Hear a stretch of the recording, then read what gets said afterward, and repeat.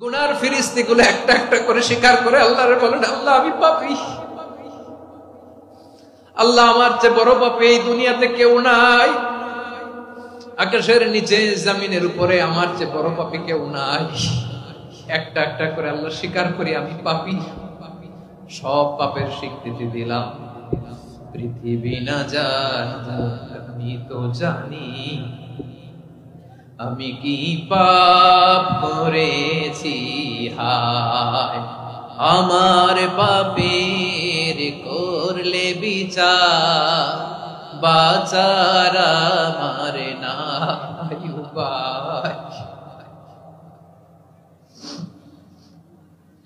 দয়াময় তুমি মাফ করো আমায়,